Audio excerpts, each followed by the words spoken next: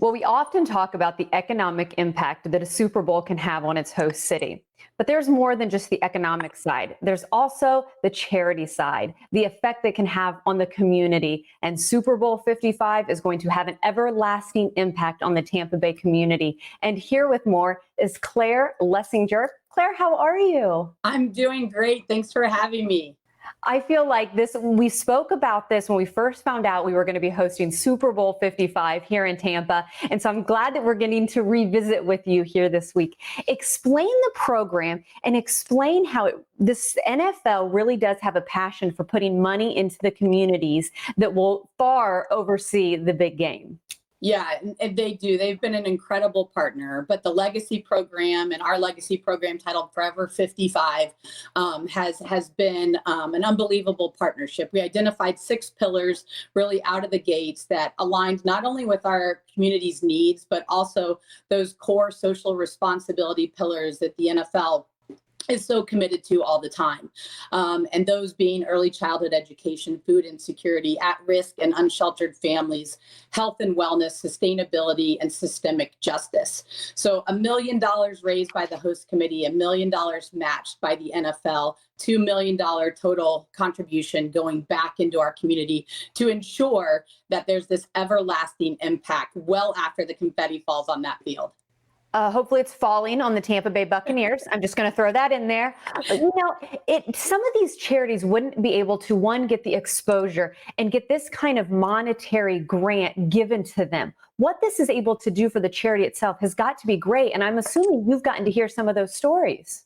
Yes, we have. It's been incredible.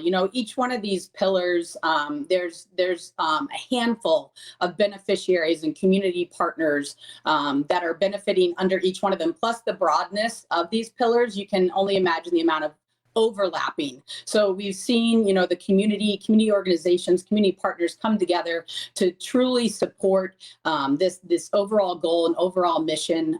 You saw some B-roll there of the Buccaneers. We partnered with them from a health and wellness pillar, their investment in East Tampa and that community specifically to truly ensure that mental, social, and well-being is being addressed through a 3-year program that will be incredible. Again, this is what this is about, everlasting impact. We will be tracking the impact of these dollars for years to come because the programs they're being invested in are going to be sustainable over time.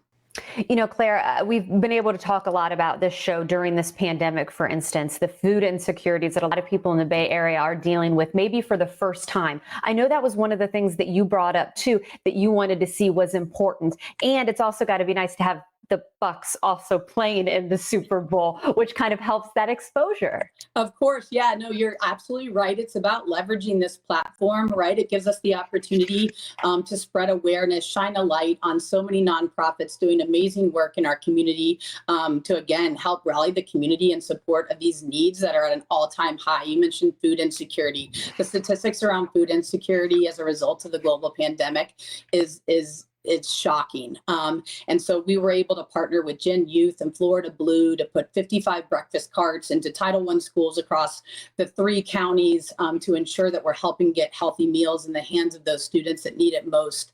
And that's one example. Again, we have 28 nonprofit organizations that receive micro grants to, again, help with their programming and the impact of their organizations and what they're having in the community.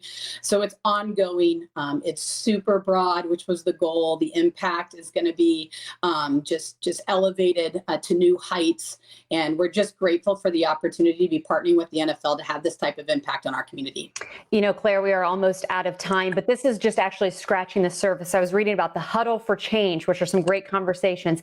NFL Green Week is also an initiative there. All of this part of Forever 55. What do you need from us? How can we help and support? I think it's just continuing to tell the story and highlight these organizations and the initiatives that are taking place because it's contagious. I can't tell you how many organizations have reached out to us because they want to get involved. They want to support. And that's really the goal here. And that's what will make it sustainable and everlasting. Good stuff. Keep up the good work. Great seeing you, and go Bucks.